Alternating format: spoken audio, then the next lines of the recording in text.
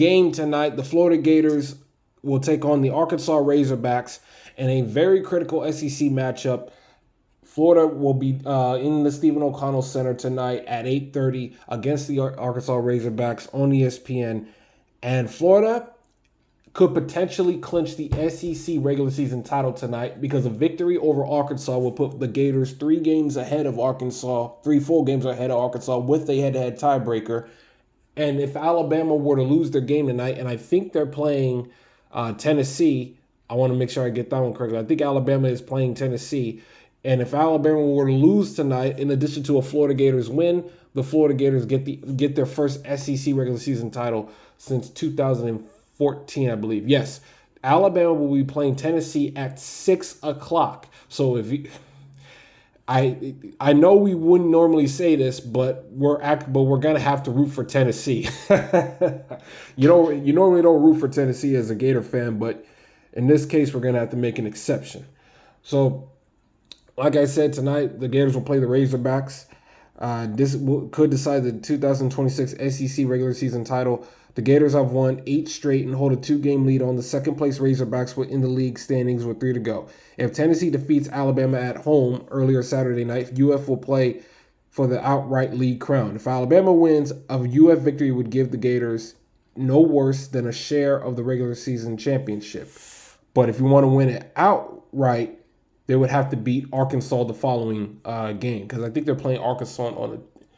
I think the Arkansas game is going to be on a Tuesday night. Yeah, because today's the last day of February. Man, how time flies. Today's the last day of February. Tomorrow is the first day of March. Yes, that would be a Tuesday night. So if Florida would at least clinch a share of the regular season title, and a victory over Mississippi State would give them the outright crown. An Arkansas win will put the Hogs in place to at least steal a piece of the title, pending results of next week's regular season games. UF is coming off an 84-71 victory at Texas, while Arkansas has won 6 of 7, after beating A&M 99-84 at home Wednesday. That was after Florida and Texas played.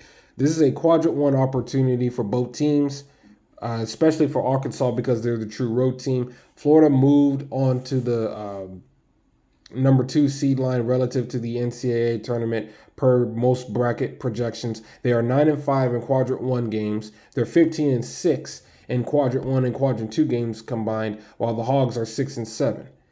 Tail of the tape, Florida scores 86.3 points a game. Arkansas scores 90.2. Field goal percentage, Arkansas is a little bit above 50%, while Florida is just at 47.6. Arkansas better 3-point shooting percentage. However, in terms of defense, Florida is way better than Arkansas. They give up 71.2 points a game, while Arkansas gives up 78.5.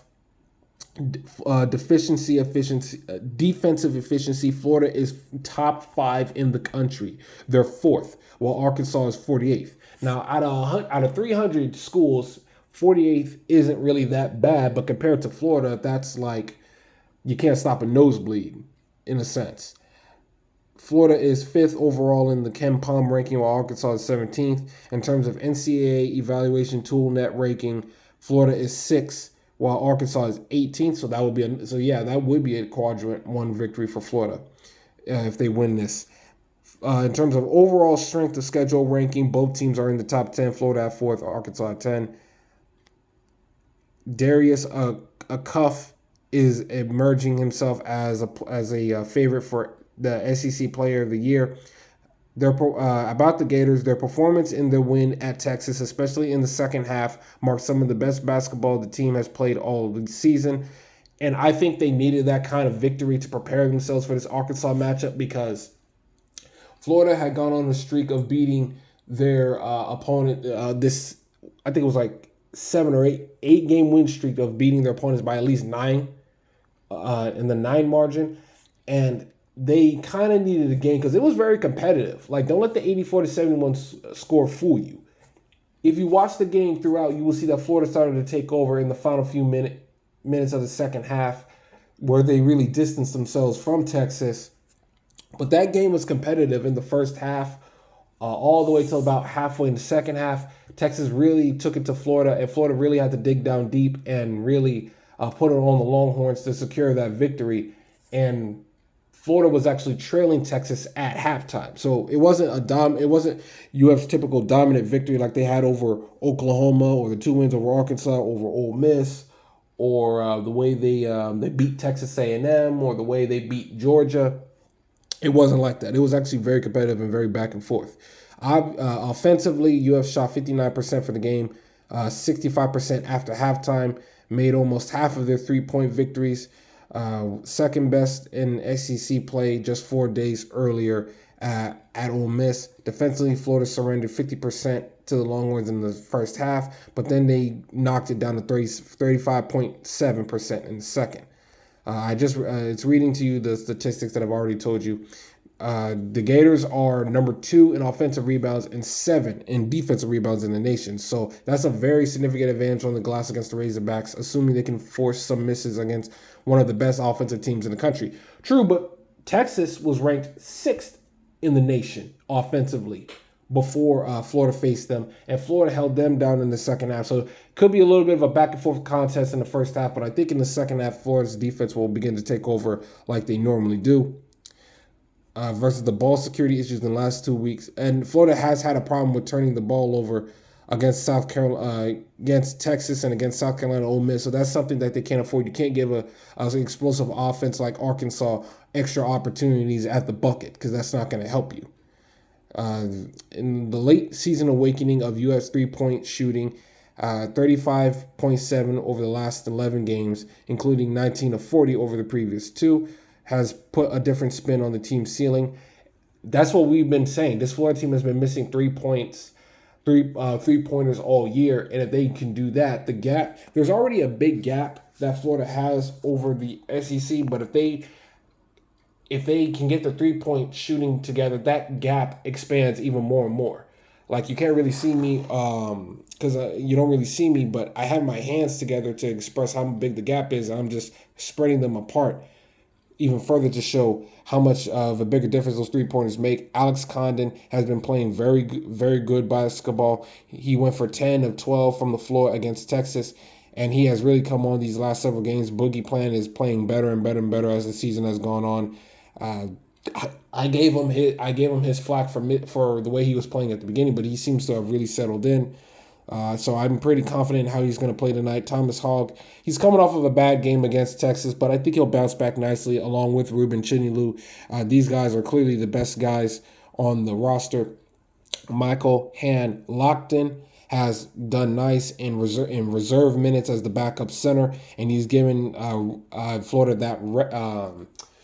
that bench production that you need from your big man when your Defensive Player of the Year candidate is taking a rest. Isaiah Brown has played nice coming off the bench as well. About the Razorbacks, it's the second year under John Calipari, who has the most wins of all active coaches in college basketball, being that his career has spanned 34 years from Massachusetts to Memphis to Kentucky, and now Arkansas. He's 43-21 with the Razorbacks, 19-14 SEC play. But now he's got them competing at the top of the conference. They made it to the Sweet 16 last year before they fell to Texas.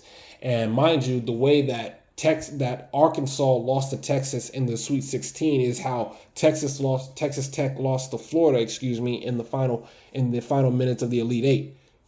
Arkansas had a big lead, lost it in the final few minutes of the second half. Texas Tech did the same thing, and that's how Florida got to the Elite Eight. And eventually went on to win the national championship. The biggest jolt that the Arkansas Razorbacks team has gotten from their freshman class, they've lost 9 league games to Michigan State, Duke, and Houston, but they've beaten Louisville and Texas Tech, so they're capable of beating nice opponents. They've won 5 of the previous 6 in SEC play, and with the lone loss, an epic 117-115 double overtime shootout at Alabama. We've already talked about they're number 1 in turnover rate, so that's a big advantage for Arkansas because they're much better protecting the basketball than Florida is. In other words, the Hogs can score with anyone and rarely give the ball away, so it's important for Florida to get those takeaways while they can. Point guard Darius Acuff, currently number 10 in the Ken Pole Player of the Year standings, and he was a slam dunk for a lottery pick in the 2026 NBA draft. And he had 49 points in that loss to Alabama. Trevon Brazile, the fifth-year forward who came from Missouri, he's shooting 64% from the field and will take his defender to the arc, where he's made 34.4, one of the best defensive rebounders in the SEC. So him and Ruben Chinilu, that's going to be like two bulls in a pen. They're just going to be button heads for those rebounds. Malik Thomas, Carter Knox, DJ Wagner, these are the freshmen that are playing very well for the Razorbacks. Malik Ekwin, 9.6 points, 5.1 coming off rebounds coming off the bench. He's going to be a very tricky player for Florida tonight. The most confidence. Okay, it's running. It's okay now. This Gator article is talking about numbers of note, which I'm not going to get into, but you get what I'm saying here. That it's going to be a big game for Florida, and you really in Florida really's got to get this here if they wanted to somehow get that number one seed. I think it's still unlikely that they get it, but if they wanted winning both the SEC regular season and the SEC tournament, I think would give them the best chance that they can get. But I think it's more likely to get the number 2 seed.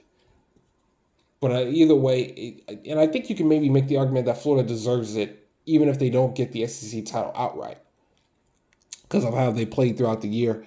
So big game tonight, 8:30 p.m. ESPN, Florida, Arkansas, O-Dome, Stephen O'Connell Center. Florida's SEC title hopes are on the line.